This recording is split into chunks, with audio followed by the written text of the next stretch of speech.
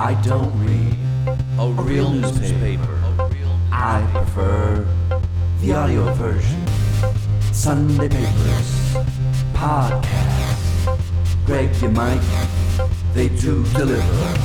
They do deliver. They do deliver. Read all about it. Read all about it. Sunday papers.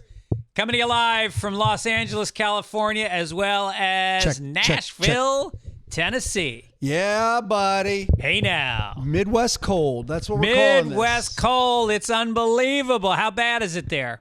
It's not. It was a really rainy, nasty day. No snow, but snow apparently Monday. I don't know. I guess you're heading to Chicago? In theory, I leave for Chicago. We're recording this on a Friday late in the day. It's currently snowing in Chicago. It will snow until 4 in the morning. It also rained today. So as it dips into the 20s, the rain will turn to ice. My flight leaves at 9 a.m. on Saturday. And Lord willing, if the Lord Jesus Christ smiles upon me and is unaware of my masturbation, the plane will land. And I will tell jokes to people at the Den Theater. You should let the other people know, the other passengers, that flight is canceled just based on masturbation. If only I could do good with masturbation. Can you imagine? Why isn't there a world where masturbating makes you money? You would be rich. What? Why the finger pointing at me? Well, I just yes, know I that self-soothe a lot. I get it. Only when you're under pressure. I don't know what you're like when things are relaxed and easy, but I know that when you got a script to write, those hands are not on the keyboard. No, it's a classic maneuver. In fact, so classic, the Kathy cartoon. I found one and I was like, wait, what?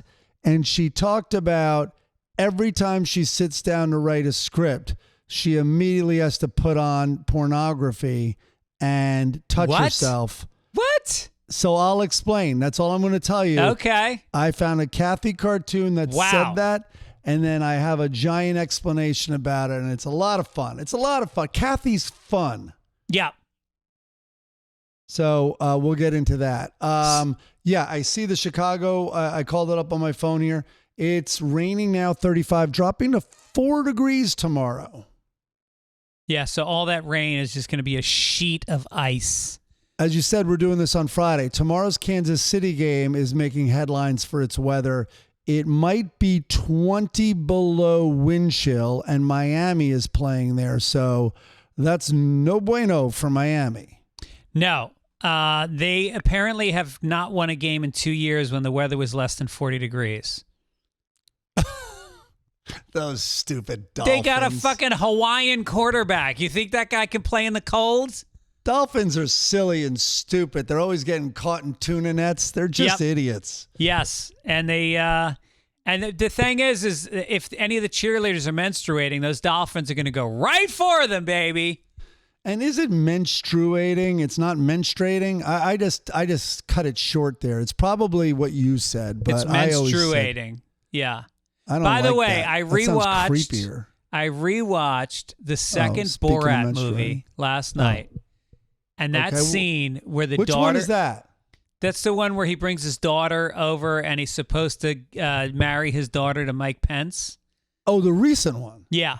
Okay, yes. The scene where they go to a debutante ball and the daughter does the moon blood dance where she lifts her dress. She's got hair coming out of her panties and blood smeared all over her crotch. And there's all these people in tuxedos and gowns. One of the single funniest thing I've ever seen in motion picture history. It's amazing. Oh my God. Justice. No, it's amazing. Yeah, that was a recent one. I forgot. And then I saw, I guess it was Bruno maybe. I definitely have blurred them a little bit. Well, it's amazing because as they were filming it, there was a pandemic special. Yeah, Sorry. the Wuhan flu, as he was singing about. He called it the Wuhan flu. And then I saw one maybe it was just clips or it was pandemic. I saw it online and Sophie and I watched it, and it was when he was in the basement quarantining with the two Hicks. Yes. Yeah. Now, what was that in that movie? Yes. The two guys that lived together was a very unusual relationship because they weren't gay, as far as you could tell, but they lived together in a house. No, and they had family. In the house? They referred to like one of them had daughters and stuff. Oh, yeah. So, yeah. It was very interesting. Right. So anyway, that's the plan for the weekend. I also have to thank everybody, all the listeners. I was at 97,000 and I said I wanted to break 100,000. Boom. Look at my Instagram account right now. 100,000 on the nose. I made it, Mom. Let's see if anyone dropped you. Hold on. I'm going there right now. Oh, don't even say it. Why suggest it? Why suggest it? Well, you put it out there and then it's bulletproof. No. Did you see, by the way, I just went to you. I'm in the wrong place, but I just went to you and I sent you that Springsteen clip. Did you see that? No. What was it?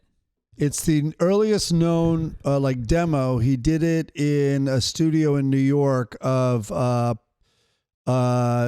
not Jungleland. Mary Queen of Arkansas? No. I've heard those. His audition, those three things. Yeah, those are incredible. Yeah. No, it's Thunder Road. Oh. I think I did see that. Yeah. Just acoustic and an extra verse is in there. Yeah. And it's incredibly mellow. It's like listening to all those Bob Dylan variations, like 10 variations on each song type thing. Yeah. But hold on. I'm really good with Instagram. Haven't found While you you're yet. looking it up, shout out to the Heil mics that we're using. Everybody's commenting on how much better the quality is of the sound.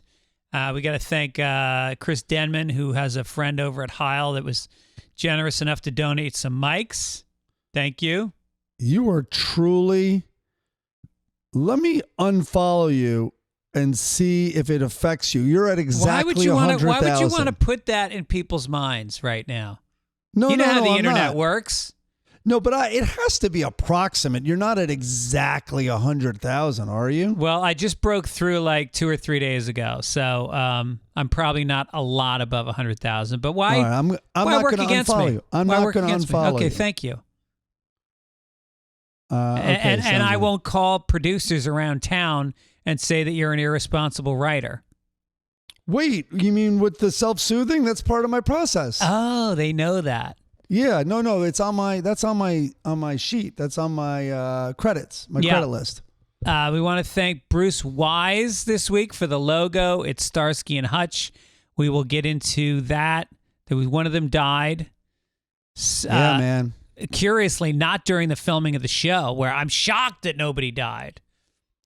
What kind of car was that? I looked it up in the obituaries. It had what kind of car? El Torino. Was it El Torino? It might be an El Torino. Yeah. Yeah.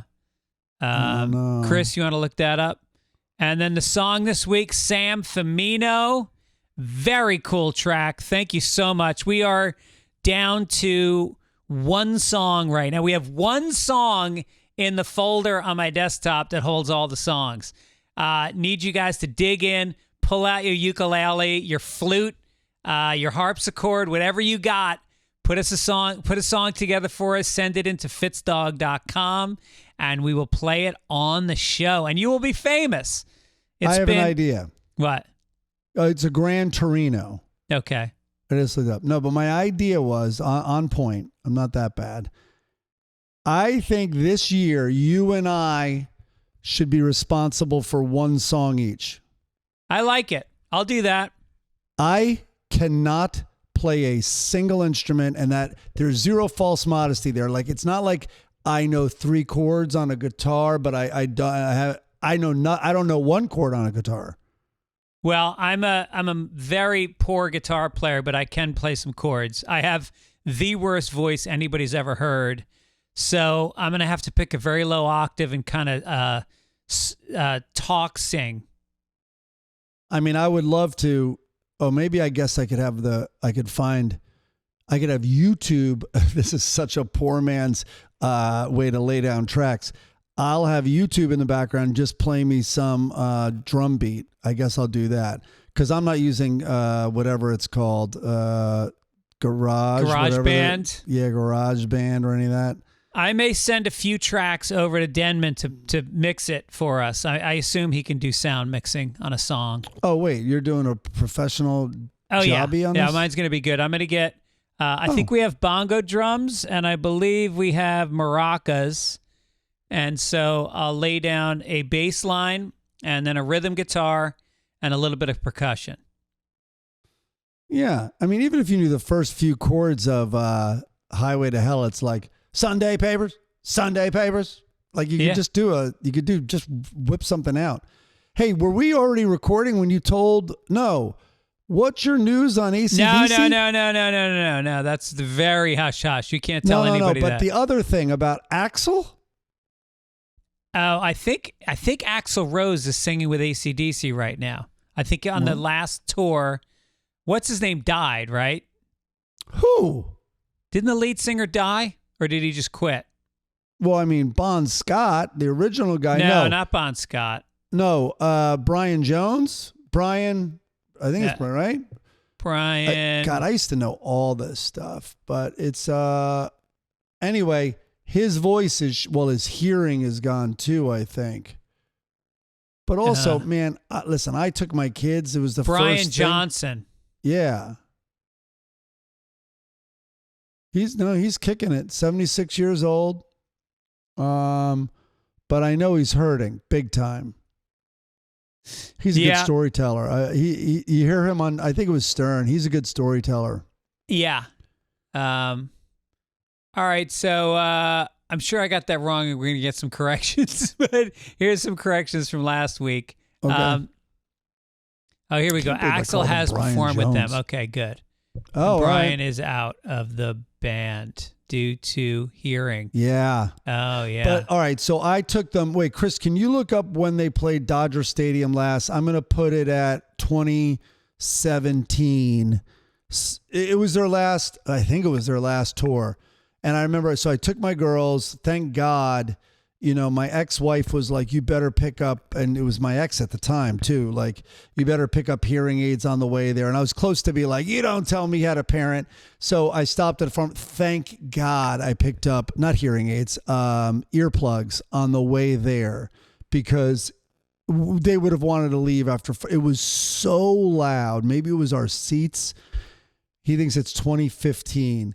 Okay. I believe I remember reading at one point AC/DC had the world record for the loudest concert, and I think it was at Madison Square Garden, and this would have been back in like the 80s. So thank God we got the earplugs, because they wouldn't have been able to stay. But I remember we left during the last song, like they were so spent, and they played a long night, and I just remember turning and like, it was technically my second concert I ever went to, which is remarkable.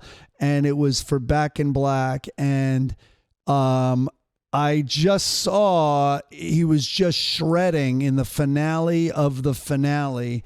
And it was kind of like my goodbye to Angus. And I just stopped and I took that in as I was walking my kids to the car. Yeah. And even then it was like, man, is he looking old? And it's 2015 that I'm talking about. So, I mean, 9 years ago, that's crazy to me. I remember I used to steal from cars a lot. That's the whole career of the Beatles ago. Yep. Right. I used to steal from cars a lot when I was a teenager, and I remember cassettes. That was a big thing, is stealing cassettes. And I got the Back in Black cassette, and I wore that thing out. I mean, it's a perfect fucking album. It's unbelievable. I tell people, even if you don't listen to the three giant hits, Hell's Bells, You Shook Me All Night Long, and Back in Black, it still holds up. Yeah. Taking how many albums have three huge hits? Take those three hits away, giving the dog a bone. Oh, it's unbelievable. Right. And it's so simple. I get it. It's so simple. Oh, I watched on the plane, I watched a documentary on Miles Davis. I got to take a deeper dive on that stuff. It wasn't a great documentary, but what a character. Yeah. And he was very outspoken. He talked about other musicians very honestly, who was good and who sucked. Oh God, yeah. Yeah. Corrections from last week. Meep Zork said, very likely I misunderstood the terms, but it sounded like you guys predicted Howard Stern would renew his contract last year. He renewed his contract in 2020 for 5 years. So either you know something no one else has announced or that prediction doesn't even make any sense. Love the show and the koozie. Yeah, it's confusing with Howard because, and then you got Joe Rogan upping his contract every few years with Spotify. Yeah, and I think they're kind of neck and neck for who's getting paid more money. It's crazy. Well, I heard Axl Rose is replacing Robin Quivers. You know that. You told that before we started recording.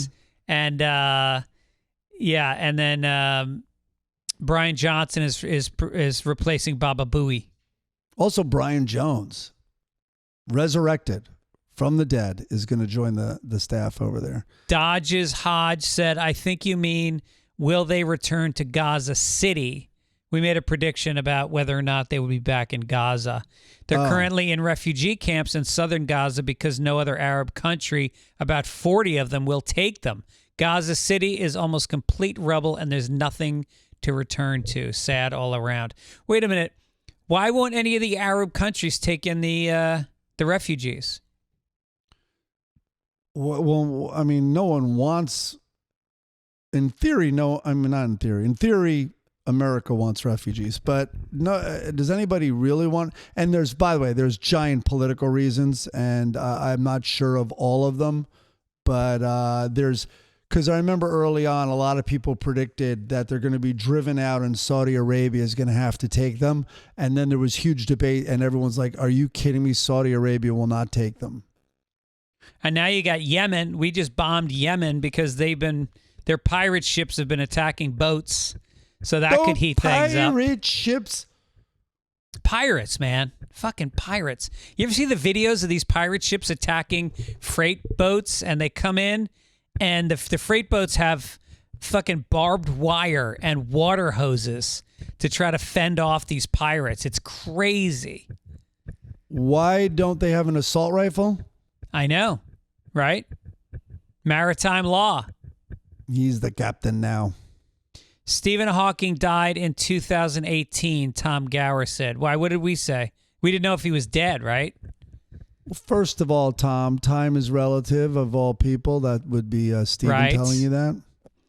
Time is relative. So is this young lady's age? Rub it on my flaccid cock. Liz Brown, friend of the show, did you forget the presidential election? Who was your candidate to win? Oh, I guess we didn't. Didn't we predict that already? I thought we both said Biden. I think we both said Biden. I think maybe we forgot it for a second, and then you quickly wrote this comment, and then the next minute we said, hey, oh, by the way, who's going to win? She also said Jimmy Carter shouldn't count since he's on hospice. How about another pick? That's very true. I've seen people go on hospice and go right out of hospice. It's Malachi McCourt. Oh, right. No, Malachi McCourt was on hospice and then kicked out of hospice because he wasn't dying. I love it. I wonder if you get to take a little of that morphine to go. I know, right? Tour dates. I'm coming to the Atlanta Punchline, January 18th to the 20th. Portland Helium, February 22nd through the 24th. Huntington Beach, the Rec Room on March 1st. Then I'm coming to La Jolla, Hollywood Improv, St. Patrick's Day show, March 16th. Mike Gibbons will be there. Dennis Gubbins will be there. I think I will be there. Also, we have crazy lineups. Last year we had Bill Burr. We had Harlan Williams. Zach showed up, but he didn't go on, right? Right. That was weird. And it's getting too dark in here. The Harlan was so goddamn funny. Harlan stole the show. He was great. By the way, this show you're listening to right now is sponsored by BetterHelp. What are some things you want to keep the same about yourself or your life in 2024? Where are you doing great? This is the new year. I know it's random. I know it's just a date that's in some weird calendar from the Roman times, but it can also be an opportunity to try some new changes. And I can't think of a better way than to jump on board with online therapy from the people that do it best. These are licensed therapists that do it for less money than you'd get for online therapy. And I'm telling you, they are just as qualified. I had an amazing experience with a woman from BetterHelp I worked with for a couple years, and I got a lot out of it. So don't worry. Great. You fill out a little questionnaire and you get matched up with a therapist who kind of like meets your needs. What are your goals? What are your issues and all that stuff? You can switch for no additional charge. So visit BetterHelp. Let me do all this. Just celebrate the progress you've already made. Visit BetterHelp.com/Sunday today to get 10% off your first month. That's BetterHelp, HELP.com/Sunday. Now what? Game time, fellas? It's time for game time. Oh my God, love Game Time. Just called it up. The app where you get the last minute tickets. It makes ticket buying easy instead of frustrating like it is with everybody else. What are some of the points I always forget to read? They have zone deals, flash deals. You have views from all your seats in the venue, the lowest price guarantee. You have event cancellation protection, job loss protection, only ticketing app that gives you complete peace of mind with your purchase. Okay. I love going on Discover. You can do sports, music, shows. Discover, though, tells you what's going on in the town. We have the Islanders at the Predators. I don't know. I mean, when are they going to change that name? I don't know. But the Predators. Yeah, here, that is weird, huh? Yeah, for $113. Okay. You know who's going to go? Know what? To this price, who knows if this price will drop based on his recent interview? Cat Williams. But he's not here till April. But he's 130. Dude, next week 130? we have to talk about that Cat Williams interview. It was crazy. And I want to go see the whole thing because every time I think I've seen like too much, there's another clip with him just spitting like crazy theories, I think, on some of these fellow comedians and stuff. Yeah, it was a 3-hour interview. So, and I guess I would imagine he was drinking because he said some really wild stuff. With some brown alcohol. I don't know what they were drinking. Chris Stapleton playing his hometown arena. That's not till August, but that's at $252. All right, what else is going on here now, though? So you're going to watch those prices. They're probably going to go down. And when it's time, boom, the app is smooth as silk. Couple of taps. No downloading, no transferring, no printing. Goes right to your phone. You show it at the door, and you are in. So here's a good one people would be watching. Opry at the Ryman tonight. And so that's going to be dropped. So they have that. They put up a little banner saying last call to grab your attention. So listen, take the guesswork out of buying tickets with Game Time. Download the Game Time app, create an account, and use code PAPERS for $20 off your first purchase. Terms apply. Again, create an account and redeem code PAPERS for $20 off. Download Game Time today. Last minute tickets, lowest price, guaranteed. Now it's time. Ladies and gentlemen, how about a paper crinkle? You got something? You got it, pal. Extra! Read all about it! Extra! There it is. This is a story that I literally can't believe this is real. I had to go to 2 different sources to make sure that this was real. I absolutely did the same thing. Extremist students from an ultra-Orthodox Hasidic group. Is it ultra-Orthodox? I don't know. I thought it was the same thing, ultra-Orthodox and Hasidic. Secretly hired migrant laborers to help them build a controversial tunnel at the sect's world headquarters in Crown Heights, all to fulfill what they felt was a religious obligation to expand the holy site. 6 renegade members secretly began digging the 3-foot-high, 20-foot-wide, 50-foot-long tunnel. Those are weird dimensions. 3 feet, so you got to crawl. Why is it 20 feet wide? It's like a giant, I hate to say it. Oh, God, never mind. I was going to say it's like a giant pizza oven, but that's a bad thing That's to a bring bad up. one, yeah. That was fully unintentional, by the way. They used crude instruments and their hands, stuffing dirt in their pockets so it wouldn't be detected by the leaders. You've seen the movie Shawshank Redemption? That's what these young men did. They dug and put dirt in their pockets. Later, the men, most of them in their teens. Except these guys will never escape this prison they're in, no matter what. They then raised some money and hired migrant laborers, describing the workers as Mexicans. First of all, why stop them? New York City is low on money.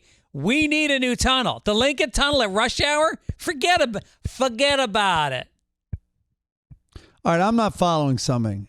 So they stuffed the dirt in their pockets so their work wouldn't be detected. But they also hired Mexicans? Did the Mexicans have to hire the dirt so nothing fishy? They wouldn't smell that something was going on? And that's just a Mexican. Wait, is he? He's not carrying dirt. That's fine that he's in here in our center.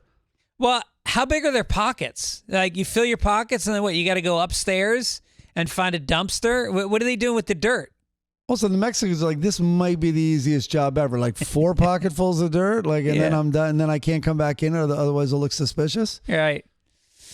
Well, I saw when it first broke, Dickie sent it to me, and I also was like, no, this is fake because it's making them look like rodents.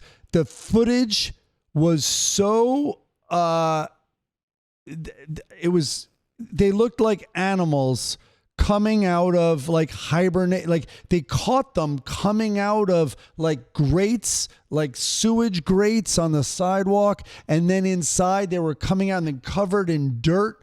And I'm like, this is like an anti-Semitic effort that's been made, and this is weird footage that someone's making this news story. I mean, obviously you felt the same thing.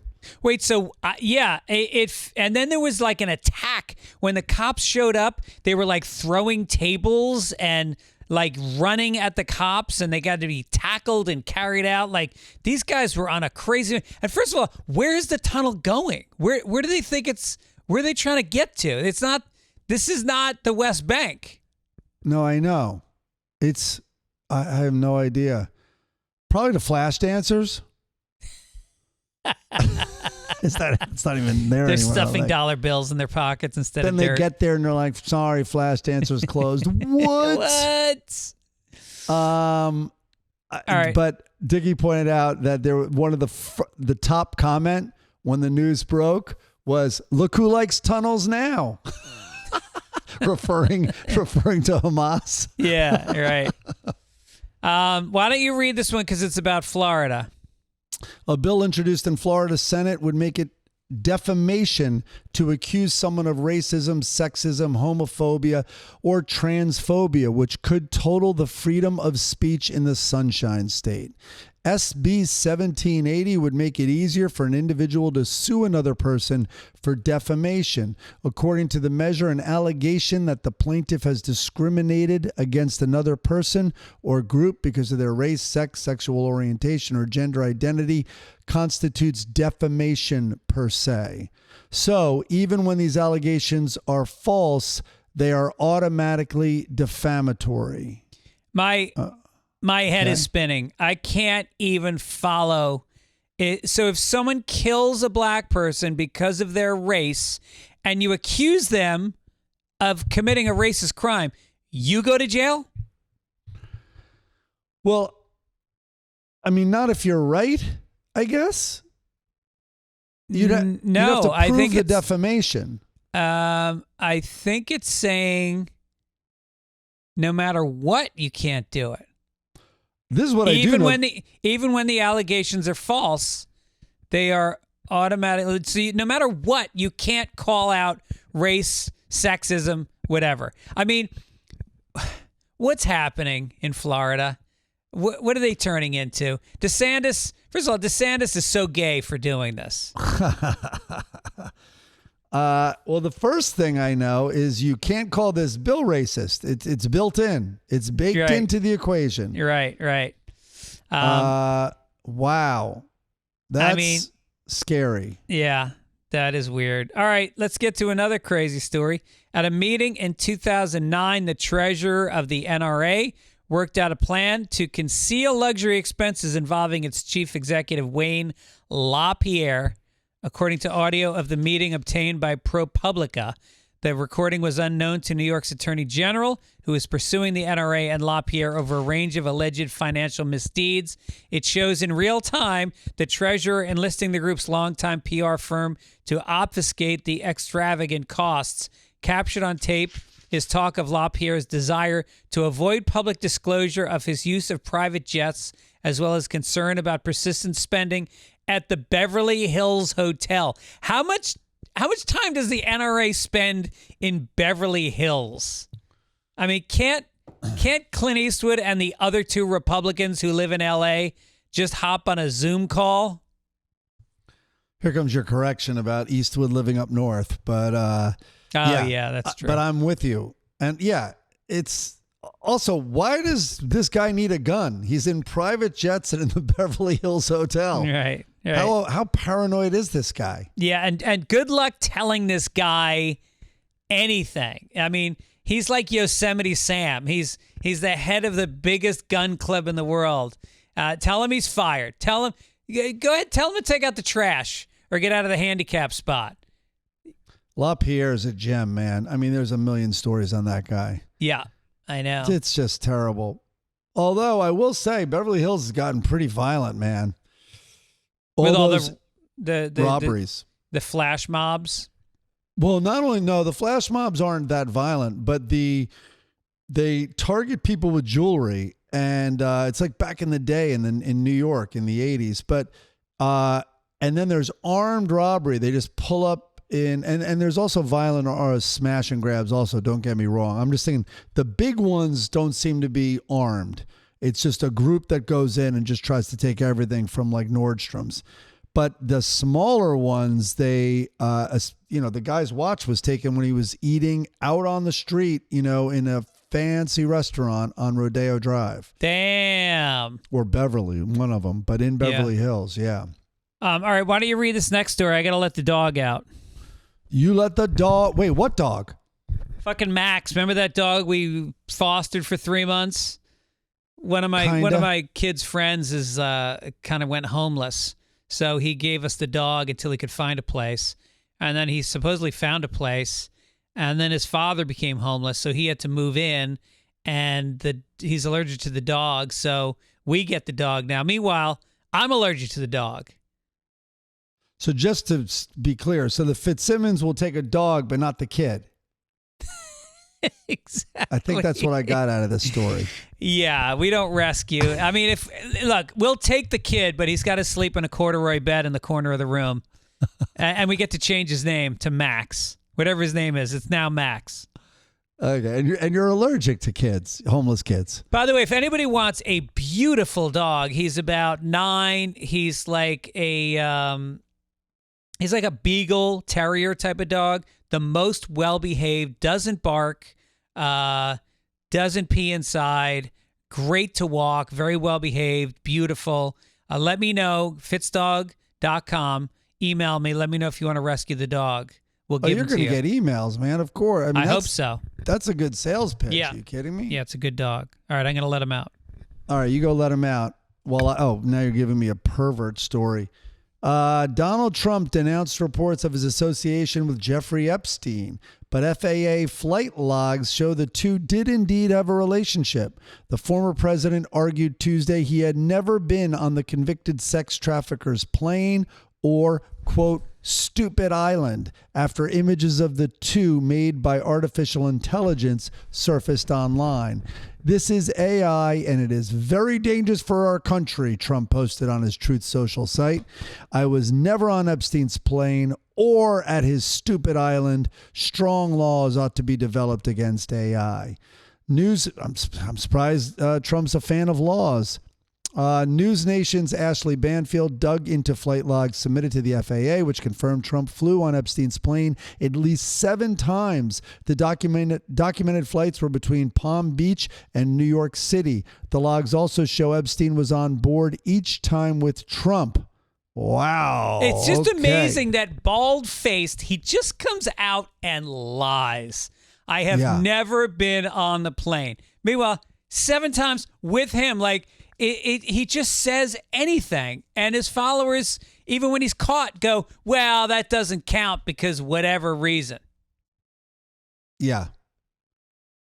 No, I think people, Trump thinks that AI stands for actual information. He's opposed to it. That's a good one. Also, why would Trump go to that stupid island when he already has been with underage girls on Manhattan Island? Allegedly, it is stupid to go there. I mean, he's already working a creepy island. Yeah, why sleep in a strange bed when you can sleep in your own bed? Yeah, you don't have to go to Teterboro or whatever private airstrip. You don't even have to leave the island. By the way, did you see that horrible Photoshop that they put out showing him like holding a young girl's leg, and and then you look close and like her hand was half missing and his jacket was zigzagged. The Photoshop was so bad it made the Sunday papers logos look like an Annie Leibovitz photo. Well, here's the thing. You don't have to Photoshop anything. Just look at the court records. Yeah. I mean, there's a big one now. Like, the girl was 15 and it's like the 3rd time and her story's been corroborated. I'm not saying it's true, but it's in the court system and it's been there for a long time and he's fighting it like crazy. So we'll see. Well, allegedly, and this isn't fact, but allegedly Trump met Melania on Epstein's Island. I thought it was at a party.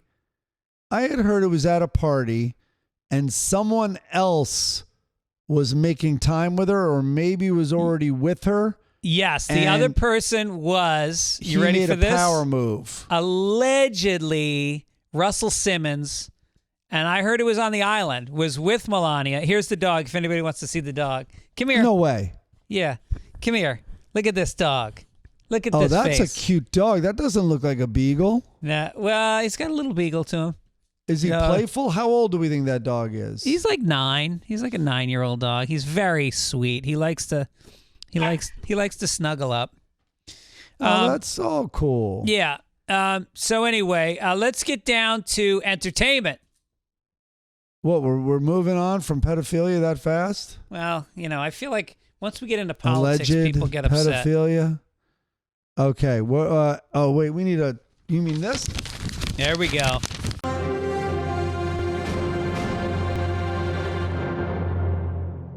All right, you put the story in there. That looks pretty chunky, but all right, I'll skim through it. Joe Coy, we don't need to go through it. Joe Coy hosted the Golden Globes. He got attacked for being sexist, for bombing, all this stuff. Steve Martin came to his defense, and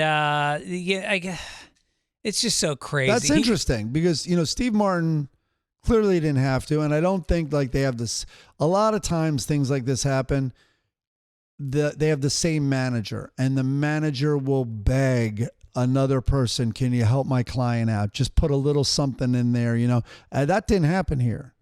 No, Steve Martin has hosted the Oscars 4 times. He knows that it is the most difficult thing in the world. Totally got his back. A lot of people did. I had his back. I put out something on Twitter about... Oh, you did? Yes, I did. I defended him. Kevin Nealon wrote a really nice thing. So, he says, and then some woman attacked, a bunch of people attacked Steve Martin. Here's what one woman wrote. Nah, the toughest gig is being a woman in show business or any business. He took the stage and highlighted that point. Demeaning and trivializing women deserves no congratulations. You seem like you're truly a nice man, but you're out of your league on this topic. Oh, really? Oh, Steve Martin is out of his league? This is his league. He literally helped create this league of people that MC in a funny, interesting way. You, on the other hand, have a Twitter account. You're not in this league. You're not even in the fucking AAA minors. You're in Little League. In the world of comedy, you play T-ball. And he is fucking Carl Yastrzemski. Her favorite word is probably mansplaining. I guarantee it. So lame. Oh my God. Well, here and also she claims to demeaning women. Did you know that Greta Gerwig came out and defended his Barbie joke? I saw that. Right.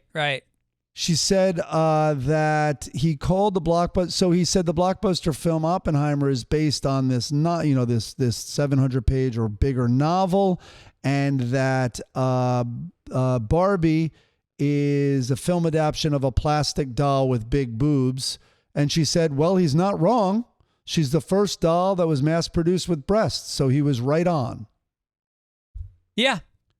I mean, the bitterness, it's crazy. All right, so here's my take on Joe Coy is I don't know. First of all, never say that as a defense that he only had 10 days, because that's like 3 times as many days as you need to put a good monologue together, in my opinion. But obviously it can get better and better, but you can get 80% of it there in no time. He also could have asked over 50 people to send him jokes for free. He could have done that easily, and he probably did.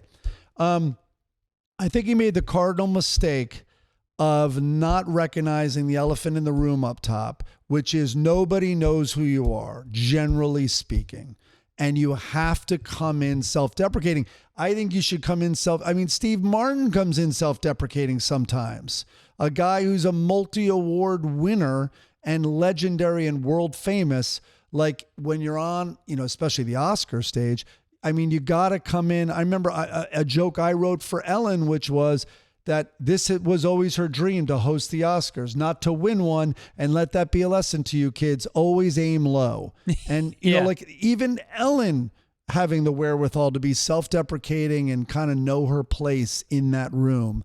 Well, I think he lost his voice because Ricky Gervais hosts it, and he's the opposite of what you're saying. But he's an outlier. He is not the normal host for these things. He's British, so he kind of got a pass as an outsider who is going to make fun of Hollywood. But the rule is you come in. But he was self-deprecating, actually. He came in and said he couldn't believe, in terms of just saying reckless things, that they hired him again. And then he established that he doesn't care. But he actually did do can you even believe they hired me again? Yeah, right. So I don't know. I think blaming the writers was a shitty thing to do. That's the only thing I'll fault him for. Oh, but no, otherwise, that was the worst. I didn't think the jokes were bad. I thought, and the audience response sounded good. And I think the director, it was very fucked up to show Taylor Swift not reacting to the joke. That was really throwing the host under the bus. That's when I decided I love that joke, when I saw Taylor's stupid face. Yeah, right. You know what? That was a joke on the NFL, and I didn't think it was a bad joke. It wasn't a bad joke. It was the NFL needed to should be called out for how much they're exploiting her. Right. Yeah. He kind of gave. I did read someone say he kind of gave up on it by the very end of the joke, and he should have stuck it. He of course didn't see Taylor's reaction, but stand by that joke if you believe in it. No, he said, "I'm sorry" at the end. Oh, God. He literally said, "I'm sorry." You can't do that. No, you can't back down. You gotta also understand you're playing to the home audience. It doesn't matter how you're doing in the room. You stand tall, you look in the camera, you deliver your shit, you take a little pause at the end, and the you selling out fake the it. writers was inexcusable. And it's the worst selling out of writers I've ever seen, actually. Yeah, that wasn't cool. Saying he wrote something listen, you picked every joke. So that's on you no matter what. And if you didn't get enough jokes, like when I used to write for Bill Maher, we each turned in 40 jokes by noon every day. So if he got 7 or 8 writers, that's 320 jokes a day for 10 days. If he couldn't pick out a 5-minute monologue out of that, you know, which I think he did. I thought the material was fine, but he shouldn't be complaining about it. Let me save a correction. It's 280 jokes, but yes, exactly. All right.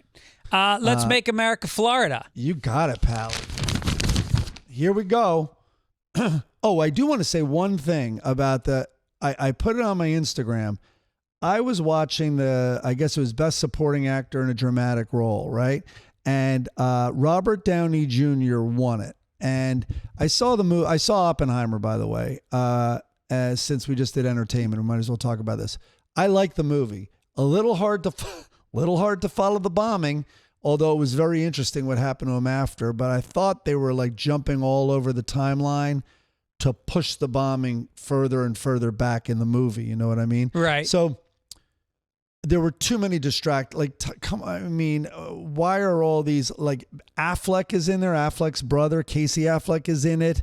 And of course, what's his name? Who else is, anyway, and, I'm having such a brain fart right now, but Robert Downey Jr. is an example also. It was very distracting. It was like he put his friends in there. Oh, Matt Damon. Yeah, that's what I'm trying to think of. Matt Damon. It's like, what? Yeah. Matt Damon. You have a Matt Damon and an Affleck in this thing. It's like, why? Just make them great actors we've never seen before.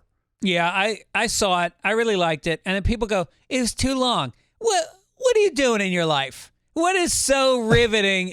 Are you missing some tweets? It's an extra hour of your life to watch kind of an amazing movie. And I like movies where even if I don't love it, I learn something.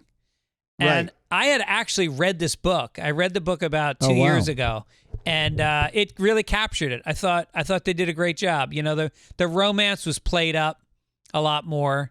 Yeah, because that's what they have. There got to be a romance in a movie that goes beginning to end. God forbid, you know, the guy creates a nuclear genocide. That's not enough of a story. We got to have a cute little love story running through it. Well, everyone knew he completely fucked the Japanese, but he had some side pieces too. Right. All right. Anyway, back to what I was saying is here's the category of best supporting actor and I guess a dramatic role. And Robert Downey Jr., I noticed he got up really fast, right? And so they're like, and the winner is Robert. And he turned around at Robert and started to get up and kiss his wife and all this. I then realized, holy shit, in one of the boxes next to him is from Killers of the Flower Moon, Robert De Niro. You're up against Robert De Niro and you stand up when Robert's called? Really? And then I was like, I really frame fucked with it. And I'm like, wait a minute, did he hear his line? But even if you get to Robert D, you're still not there yet. And Right. it definitely didn't get past that. There's De Niro and Downey, and he popped up. So I think it could easily be his ego, but it's almost like I think they know. They get a tip-off maybe in the commercial break. I don't know how I think they do, because the bottom line is people need to get up the stage true, faster. The worst part about award shows is that like 40 seconds it takes them to hug their pretend wife, even though they're gay, and high five the black guy, which you have to do on the way to the stage. You know, just be ready. I also think kissing the winner is you're really trying to be in that moment because you know the camera's on and all. Just let them have the moment. Let them get up to the stage and just walk off with the award, and hopefully they don't thank too many people. But yeah, that ego on Robert Downey Jr. to pop up on Robert was crazy. Also, I have to say though, he was so restrained in that movie. I have never seen him not play. I didn't realize it until he played this character. He's played the same character in every fucking movie he's ever done.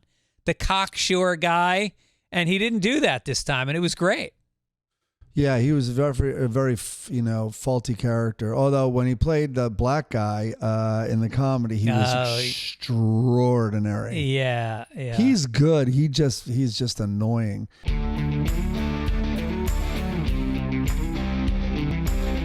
Yeah. All right. We're finally to Make America Florida. Just days after she was arrested on charges of related to allegedly attacking her boyfriend with a Christmas tree, a Florida woman is facing new charges for allegedly smacking her boyfriend in the face with a vase on New Year's Day.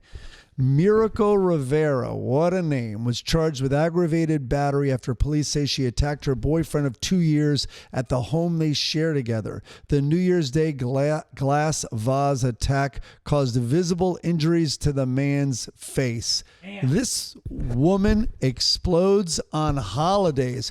Watch out for Arbor Day, bro. She's going to hit you with a tree. And you know what's coming? Flag Day. Oh, yeah. And what about St. Patty's Day? He's going to beat you with a shillelagh? 4th of July? She blows you up. I mean, that's the kind of person you don't invite over for holiday celebrations. She's exciting, though. Yeah, 4th of July is the one to, that's the one to really watch. There's an M80. If she has M80s, you're gone. And her name is Miracle. The miracle is that they stayed together after she attacked him on Christmas. The miracle is that in Florida, this is even in the news. She's a holiday miracle. He's like, I can't do it anymore. She's like, honey, you know the holidays are challenging for everybody. It's a stressful time. We got through it, okay? Yeah. She's like, what do you want for Christmas? And he's like, no physical abuse. How do you wrap that? And then he's like asking her, like, honey, any resolutions this year? Please? Yeah. Do you want to do this, or do we already cover the Florida? Well, this is a different one. Dictionaries and encyclopedias are among the more than 2,800 books that a Florida school district has pulled from library shelves in an effort to comply with a law that Florida Governor Ron DeSantis signed last year. The books have been banned, which gives residents the right to demand the removal of any library book that depicts or describes sexual content, including, this is the fucking dictionary. So are we in Afghanistan? Are women in Florida going to have to start wearing fucking burqas? Will other religions be allowed? Like, how far is Florida going to go? Encyclopedia, it might be this district, man. DeSantis may even be against this. I hate to take his side. And by the way, it's a theoretical. I don't know what his take is on this thing. Well, if he's running for president, this shit's not helping him because 90% of Americans don't agree with this kind of garbage. By the way, I looked up in the Oxford English Dictionary, bestie was taken out, scissor kick, wackadoodle. What are we talking about? Crapshoot. These were taken out. Bookaholic. Why? I don't know. Because it has a holic in it, maybe? No, but why any of them? Scissor kick? Shitstorm was maybe because lesbians scissor each other? What? I don't know. I think scissor kick existed before scissoring. Well, the kick is once you're orgasming. I like that one. So here we go. All right. It's time to make Alabama, Florida. Alabama man stuck in decorative urn breaks his silence. He should have broken the urn. All right. Did you see this viral video? Yes. Connor Padgett is perfect. That's exactly. I might have even guessed that name just based on this white guy screaming in his trapped in an urn. Connor Padgett, an architect for a Birmingham firm, was dubbed the new hero of 2024 after footage of him crammed inside a large vase surrounded by drink-toting partygoers who offered well-intentioned but useless tips for how to get out, blew up on social media. Call the fire department to break this motherfucker, Padgett shouted at one point as fretting guests insisted he could break free if he just put his mind to it. You can do it, one woman cheered, while another bizarrely urged him to simply take off his belt. I am doing everything I fucking can, goddammit, he replied, adding, I already took off my belt and that didn't do shit. And he did all that in a thick southern drawl. Yes. A podcaster called the urn debacle the whitest shit he'd ever seen in an interview that he did. Padgett just had a few things he wanted to set straight. For starters, he said, it's not an urn, obviously, it's a vase. So now that's the whitest shit I've ever seen. Yeah. That response is perfect. He went on to say he'd prefer not to be associated with Alabama's other latest victim to viral fame, a man who recently stripped naked and jumped into an aquarium at a Bass Pro Shop in front of freaked out shoppers, which we covered last week. Yeah, the video was hilarious because like nobody was laughing. That was what was so crazy. Like if my friend was stuck in a vase or a vase, as we used to say in New York, I would have been laughing. I would have been drawing dicks on his forehead, and pouring cold water over his head. And these people were like so concerned. Yeah. I mean, you're an architect. Just break it. Roll into something. Yes. Mike Brady would have been out of there in 30 seconds. I mean, with the Southern drawl really put it over the top for me. I love that. It was perfectly Alabama. Like you can dress up all fancy, but you're still in Alabama, and it's like a cat getting its head caught in a jug. Have you ever been to Alabama? Yeah, a bunch of times. Really? Yeah, I worked there for a week shooting in their minor league stadium in Birmingham at one point. I drove through it this summer. Wow. The whole way. Yeah. Damn. I did the whole north-south of Alabama. What's it like? Everyone's caught in vases. Everyone's just rolling around caught in vases, screaming in a thick Southern drawl. It's pathetic. My God. They're stuck in we were on the highway. Well, Birmingham I really liked. Birmingham had this really beautiful square in its town, and they had a civil rights museum there because of the famous church bombing that took place. And so I went to the Civil Rights Museum, and we were. It was HBO did a thing on Jackie Robinson. It was a biopic, and I guess Jackie Robinson played. I can almost remember their name. Is it the Knights? Chris, if you're still listening, look up the Birmingham minor league team. I think it might be, maybe it's the Knights. So anyway, I really like Birmingham, but this year when I drove, the Barons. Okay. This year when I drove through, we just stuck to the highway. So we didn't see many like Trump signs or whatever it is you'd expect. It says Michael Jordan played for them. That's interesting. Oh, nice. Do you think that the vase is a metaphor for the past and that the man was stuck in the vase?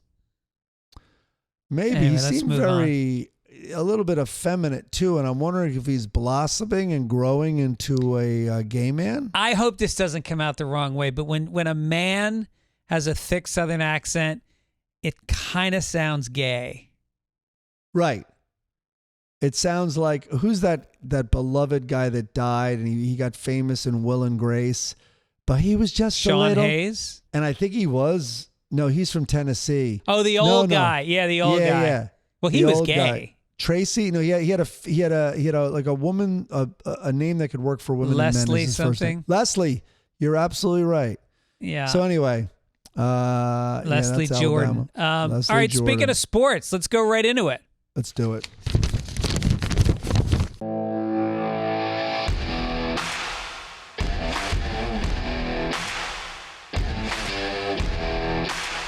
Speaking of sports, Patriots partnership with Bill Belichick comes to an end after 24 seasons and 6 Super Bowl titles. And this is what I want to see. I want to see the footage of him leaving Foxborough shirtless early in the morning, stumbling, doing his walk of shame. That's what I need to see. Yes. Like a man who just got in a fight with his wife and needed a little breath of fresh air.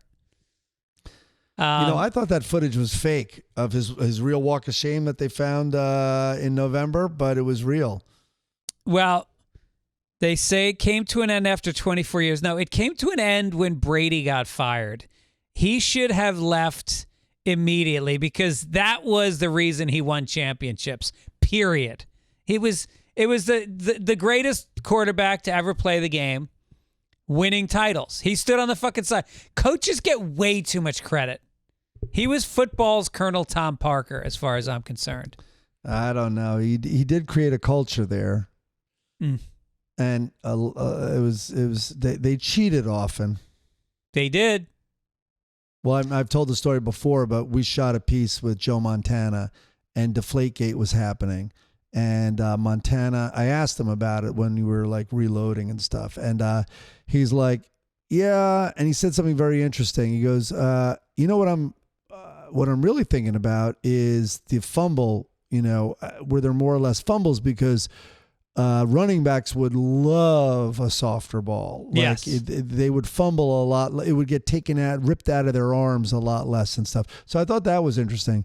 But he goes, yeah, I don't know how much of a difference, truthfully, it would make in throwing and stuff and catching. But he said, but boy, he goes, what was his phrase? He's like, well, it was something like, well, if you're not, he goes, yeah, but you know what? If you're not cheating, you're not trying. And he goes, and the Patriots try really hard. Yeah.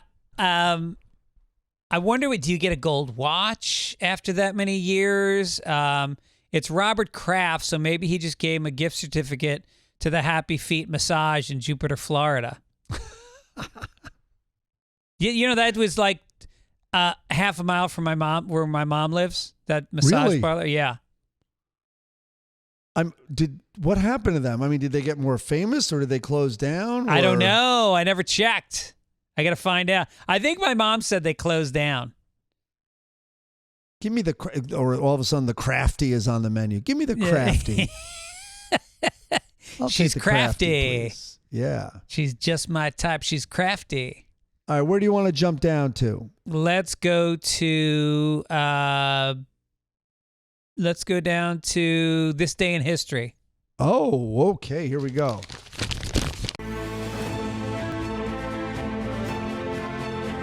All right, I've been put in charge of this day in history, and I think we're going to do something new with it. Is instead of just blindly reading it, I'm going to have you guess when it was. Okay. You ready? I'm going to say January 14th. That's a good one.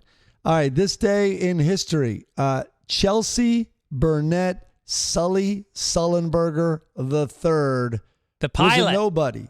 He was a nobody. Yeah. However, tomorrow, January 15th, is the anniversary of when Sully captained U.S. Airways Flight 1549 that he ditched in the Hudson River after both engines were disabled by a bird strike. And not the Philadelphia Eagles, because they can't strike shit. They're the worst. Anyway, all 155 people aboard survived. Sullenberger became an outspoken advocate for aviation safety and has helped develop new products for airline safety. He served as a co-chairman on the Experimental Aircraft Association's Young, blah, blah, blah, blah, blah. Anyway, tomorrow is the anniversary. What year was it? I'm just thinking, I'm almost positive it was after 9/11, which would have been 2001. So I'm going to guess it was around 2009. 2009. You Googled it. No, I did not. Am I right? It's 2009. No shit. Are you serious? I did not Google it. You saw, my head was back. My head was back thinking the entire time. Yes, baby. That's a good one. That was good. 15 years ago. I remember it because Jon Stewart had him on, and it was an amazing interview because the guy was everything you hoped he would be. This was not a fluke. This was a fucking decorated Marine. I don't know what part of the military he was in, but this guy was the real deal. Letterman had him on, and it was great also. And then the Tom Hanks movie, they needed, where's the conflict? Where's the conflict that you need in a movie to keep everybody riveted? And I thought, in my opinion, they made up this big witch hunt where they were trying, insurance was trying to vilify him for ditching the plane versus landing it, I think at Teterboro or some nearby airfield. And they were trying to blame him. And I don't think that happened. Yeah, I don't remember that happening as much. Yeah, that was a false construct that they're talking about. Absolutely, schmuck bait. Totally. Yeah.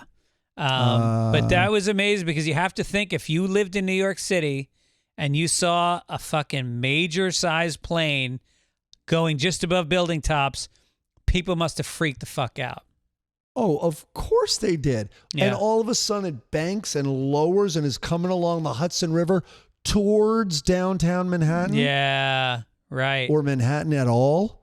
Plus, people go out in that water. Like, if you go to the Chelsea Piers, you can rent kayaks. There's kayaks all over there. There's no way you'd be able to pick out a kayak from a 747. No, but luckily it was like crazy cold. I mean, it was now. That's right. It was January in New York. It was very cold. I remember that. Yeah, that was one thing. But all of them got out. They all exited. They were standing on the wings. It was incredible. Dude, when I grew up, here's how much the climate has changed since 1980. When I was young, I grew up on the Hudson River. The river would freeze over. You could literally walk across the river. And now, not even close. And it never even begins to freeze. No, I know. They used to call people from New Jersey, it was either bridge, tunnel, or ice walkers. Right. That crowd going to the disc, going to the limelight. Yeah. All right, let's get to some letters to the editor. You got it. There it is. All right, Ryan Pedersen says, wondering if Mike would be willing to comment on Daniel Tosh's new YouTube channel show. Has he seen it? How does he feel not being involved? Although it seems as though only a few people are part of making the show, given the fairly low production value. I personally enjoy the hell out of it, but I can't separate Mike from Tosh in my head. Keep up the good work. My signed Super Sunday Papers koozie has gotten me tons of trim. Hear that, people? Oh, we mailed the new batch, signed them, mailed them. They're out. So new just be batch patient. just went out. I know some people were looking for them, You're but going to get them this week. They're on the way. And if you want, we have some more. There's not a lot left, but if you want to get a koozie, get on it. Go to fitzdog.com and you can read all about how to get yourself a koozie. Oh, yes. Wait, while we're on that, and I'll answer the Tosh thing in 1 second. While we're on that, though, some people are so nice. They like didn't get them, and then they're like, you know what? Keep it. Don't worry about it. Here's one. So I guess shouldn't identify. Wait a minute. Shouldn't identify him, but Garrett. I just listened to the new pod and heard you guys are sold out. No worries. You can keep the cash. Well, no such chance. I sent it to you anyway. It all went out. They all come out in a timely fashion. Mike went to Spain for a week, so that slowed things down for a minute. But we're back. They're $10. That includes shipping and handling, and it's a pretty high-quality product, his voice said as it went to 3 octaves Then up. this dude, Matthew, is sent $20 in on December 19th and goes, this is just a tip. You already sent me my koozies. Thanks so much. What? Yeah, we need more of that. We need more of that. Matthew, so cool. Maybe he probably wants me to say his last name. All right. Sounds to me like you're hedging about this Tosh question. No, I'm not. So here's the thing. I've only seen clips, and the clips I've actually kind of liked. And I have, you would think I have an interest in rooting against Daniel. So Daniel and I created Tosh.0, and then Comedy Central wasn't going to bring it back for season 2. I had this offer that I kept saying no to from George Lopez, and it was one of those like playing hard to get. I mean, I think I said no like 4 times, and this isn't false modesty. Yeah, this isn't false modesty. It just explains that Tosh.0 was my baby with Daniel, and I wanted to stay so badly, and then I couldn't. I begged Comedy Central, just let me know you're bringing it back and I'll stay, even though the other offer pays more. And they couldn't. And so I left after season 1. And Daniel took it well at first. And then, as Greg knows, he hated me. And, I think he might have had some it happened to a few people whoever dared to leave Tosh.0. It did not go well. And I don't know if he still does, because he's very much changed. Back then he was single. The name of his production company is Blackheart Productions. He prided himself on not really having much friends or family. But then he's gotten married. He's had a kid. That was unimaginable then. And, Daniel's really funny. And he has a giant bullshit detector, which is great. And I bet he'd be good at this podcast, which is I think he's talking to Hollywood types. And I forget the kind of premise of it. But so I liked what I've seen, to answer your question. And you know, I hope Daniel he doesn't need the money, which is a good thing. Like, so he's probably doing this because he's legitimately interested in it. Right. As soon as I don't need the money, I'll be building a comedy club like Rogan did. Just going to build a club and playing it every night. If I had enough money, there's a place right around the corner that I would buy, and it's a perfect setup with a parking lot next to it. And I would just invite my friends, split all the money. Yeah. So I hope Daniel does well with it. He's a really funny guy. I've never said differently. I wish he didn't hate me, and I wish he saw that I was not, you know, disloyal really in any way. And we both went into Comedy Central and begged them to pick it up, and they're like, we don't know if we have Comedy the money. Central in those days was famous for that. Sarah Silverman's show was the biggest show on the network, and they'd take 2 years to put the next season on, and it lost its audience. You can't have a show that takes 2 years to come out. People lose interest. Yeah. It was terrible. All right. Speaking of things dying, let's go to our bits. And that's all, folks. No, I'm in a relationship. All right. David Soul, the doleful-eyed blonde actor and singer who rose to fame portraying half of a cagey crime-fighting duo on the hit 1970s television show Starsky and Hutch, and who also scored a #1 hit single in 1977 with Don't Give Up on Us, died on Thursday. I forgot about that. Don't give up on us, baby. Oh, wow. I didn't even know it. By the way, he had a kind of significant recording career. Significant if you don't know anything about it. Let me put his name in here. You're going to talk about the car and stuff, I imagine? Yeah. Go for it. I can talk about his car? Are you going to talk about the goddamn Starsky and Hutch car, or talk about your memories? You asked me to put this in there. Oh, it's also our logo. No, I said to put it in because it was the logo. But no, I don't know a lot about the Gran Torino. I think, was that a Pontiac? Gran Torino? I don't know. It was a badass car. You always wonder in shows like that, like in that or Dukes of Hazzard, where they've got this iconic old car and they smash the shit out of it every week. Like, how many did they go through in the history of that show? Okay, he had, in addition to Don't Give Up on Us, he had 4 top 10 entries and an additional #1 single with Silver Lady. In the 1990s, he moved to the UK and found renewed success on the West End stage. He also made cameos in Little Britain, Holby City, and Lewis. It was a Ford. The Gran Torino was a Ford. That's what I thought. Because I read it earlier today.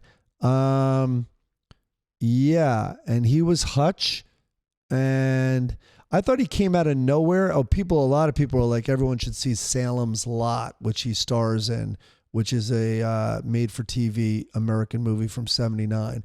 But the reason he got cast in this is the producers of Starsky and Hutch saw him in Magnum Force. Really? He played one of the officers. I imagine it was a very corrupt, badass officer, and that's what he was in. Well, this car had 360 horsepower. It was a V8 4-barrel, and that was the 1971. I'm guessing they drove a 71. That's what it looked like to me. Okay.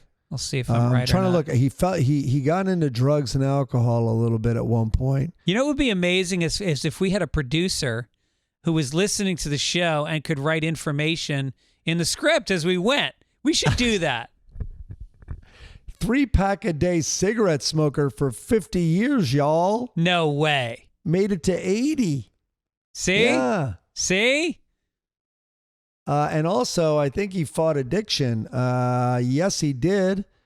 Let's see. This guy urged Soul to seek help for his excessive drinking, and he entered rehab in 89. Okay, now Denman's saying 19. Marriages. Five marriages? Yes. That dude survived how many packs a day? He was ordered to attend therapy classes for alcoholism and anger management. That was in 1980. The car was in 1976. Denman just looked it up. I think he uses encyclopedias. Of course he does. He's not going to let anyone, including a Republican somehow, he feels guilty about it, but he's not going to let them tell him what to do.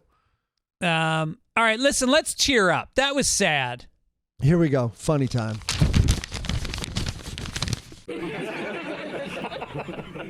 Okay, funnies. All right, Lucia Ribeiro, who's a huge part of our show, she said, I'm listening to you wax poetic on your Sunday papers about Blondie's body, and I'm waiting for your observations about her waist to bust ratio. Her boob profile is so top-heavy, it almost looks like she would fall forward on her face. Dagwood, oblivious as usual.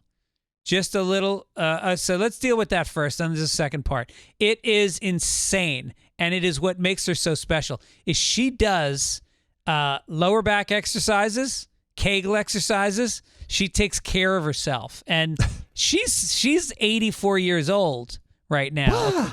She's kept it tight. She's kept it tight. She's unbelievable. The second part of the message is just a reminder that a while back you also mentioned a segment idea where a historical inaccuracy is corrected. Good idea. Maybe we need to do that. Should we add that in as a segment? I know, but you and I had trouble finding one. Well, I think we didn't. That was just off the top of our heads. Look, blowing up a conspiracy theory, that's got to be something you can find online. Oh, here's a good thing. Listeners, send us something that's a historical inaccuracy. Like, and I'm not talking about like there was a second shooter in the grassy knoll. I'm talking about like accepted things about history that need to be corrected. Rosa Parks actually moved her seat. I think she finally moved her seat. Also, Rosa Parks was not the first black woman to not give up her seat in the front of the bus. There were other women that did it first, but for some reason they chose her to sort of like galvanize the movement and put a face on it. It would be funny if Rosa Parks refused to give up her seat, but it was for like an elderly handicapped black woman. And she's like, no, I'm not. And the bus driver's like, be reasonable, ma'am. Yeah.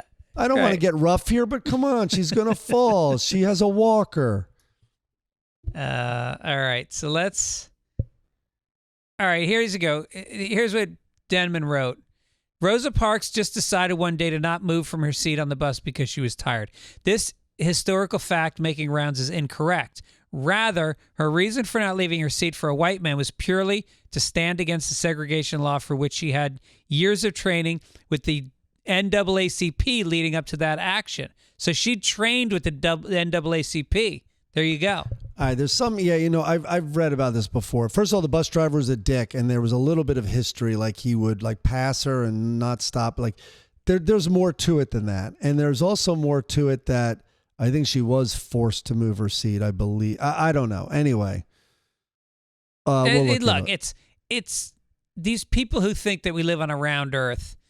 Let's get to Hager. Hager is sitting in court with his lawyer. The judge is facing them. The lawyer says to Hager, well, you can't win them all. And then Hager goes, stop saying that. The trial hasn't started yet.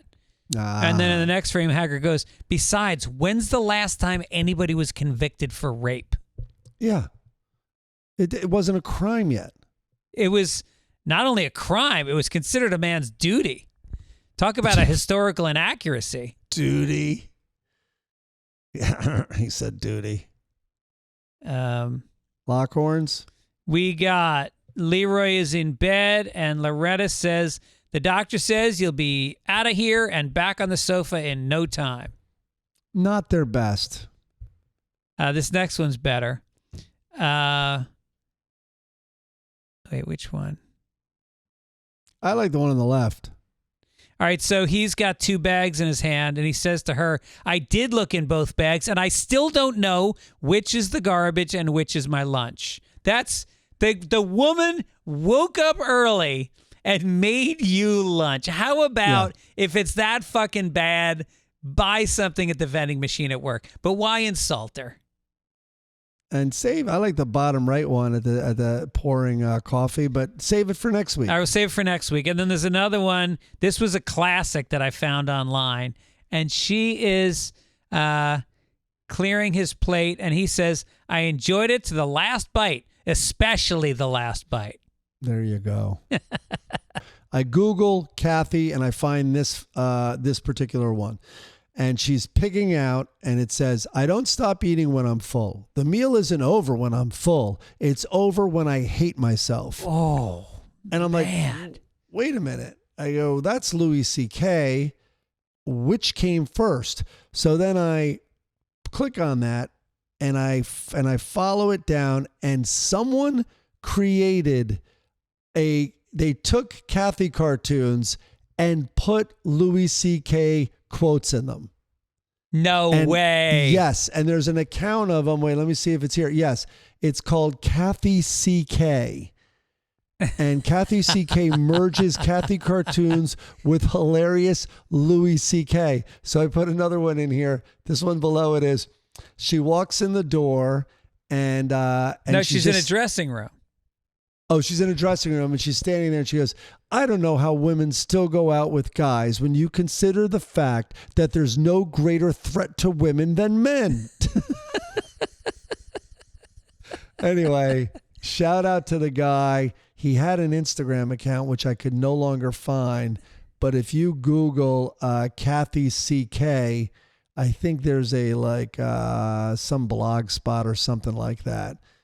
She got Tumblr. so much. The writer of Kathy, I don't know her name, but she got a tremendous amount of shit about like the fat shaming and the depiction of women as needing men to be happy, right, and body image and all that stuff. So I think she became a little more aware of that in her later strips.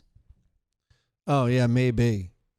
All right. Speaking of unaware, here we go. Blondie, douchebag is in the bathtub. He's singing. He's laying in a bubble bath singing Cheeseburger in Paradise. Huh. That Jimmy Buffett song. Perfect taste, yeah. And that's my point. Like, you are in the blissful joy of a bubble bath, and that's the fucking, that just sums him up. Literally, I would put that in my 10 worst songs of all time. Like, if he was singing Astral Weeks by Van Morrison, I might have to rethink everything with Dagwood Bumstead. If he was singing, Kashmir by Led Zeppelin, I'd be like, all right, maybe he deserves this woman. But Cheeseburger in Paradise? How about Love on the Elevator? How about Uptown Girl? That's what Love on the Elevator. No, those are the songs he should be singing. Okay. Yeah, that's his repertoire. So he gets out, and Blondie goes, it seems like you're enjoying National Bubble Bath Day. And he goes, well, I was until Daisy decided to jump in, and the dog comes out. But the thing is, Dagwood's standing there with a bath towel on. First of all, she's your wife of 80 years. You still are afraid to show your cock and balls to this woman? It's Blondie. That's all you should be doing. You there? Oh, I've been freezing, so I've just been standing still listening. And then you literally just froze, and I'm like, wait, is it frozen again? That's how you know. That's how you know you got a dynamic podcast, is when both guys think the other guy is frozen. I am hardlined in, and this is happening. I'm so over this AT&T goddamn bullshit. Yeah, I'll tell you. Did you finish the thing? Yeah, I'm done.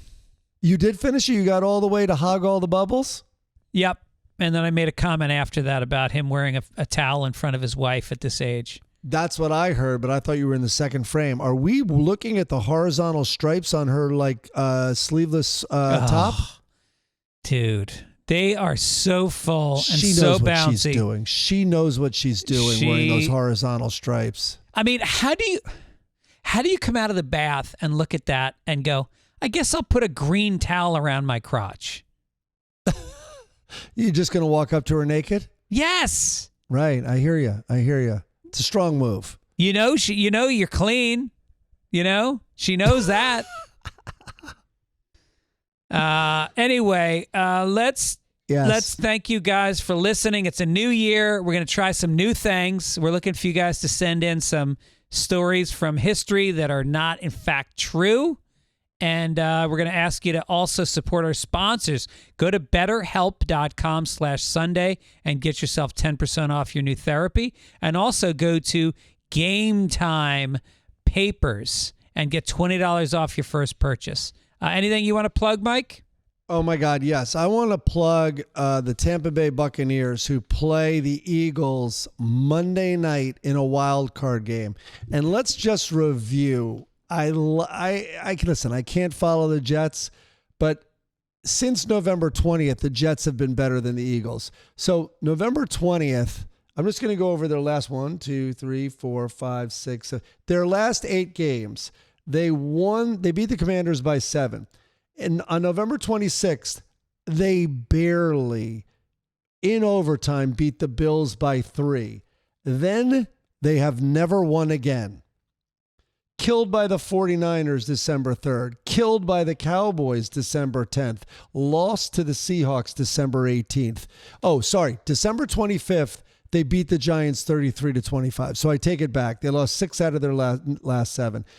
December 31st, New Year's Eve, lost to the Cardinals. Yeah, I remember that. January 7th, the Giants again, but the Giants beat them 27-10. Yeah. In the first 3 quarters, the Eagles only scored 3 points against the Giants. All right, listen, I see you're all worked up. I'm willing to wager $20. I'm going to put $20 on the Eagles. Will you take that bet? Well, what's the line? They're 3-point favorites. Philly is 3-point favorites. You're just making that up? No, I just looked it up. All right. Well, how about this? On Monday, we'll agree on the line. It can change. What do you mean the line? You just categorically said the Eagles are the worst team in football, What am I just and gonna now you give want you points? What, I'm just going to give away free points? Why would I do that? You can't have bravado and swagger in your opinions and then say, I want the points. Take the fucking bet like a man. It's not a man. It's an idiot. But what is it? You're saying you're giving the Bucks 3 points? Yes. Yeah, I mean, I'll take it just on principle, but oh my God, if it becomes, let me just check your fucking, first of all, how is Fitzdog not getting fact checked? You mean by Denman? No, by the world, by me, by everybody. Here we go. You ready? Here it is. You're right. It's at 3. Fine, right, I'll take it. Let's lock it in. 3 points, $20. I got the Eagles. All right. Thank you guys for listening. Thank you, Midcoast Media, for producing and editing. Thanks, Chris Denman, for kind of hanging out in the background a lot.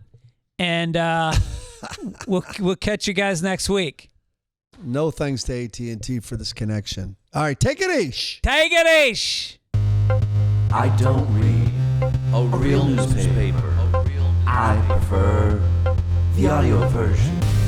Sunday papers, podcasts. Greg and Mike, they do deliver. They do deliver.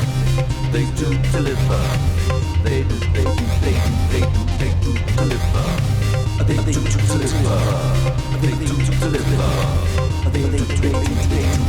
They do deliver. So there is a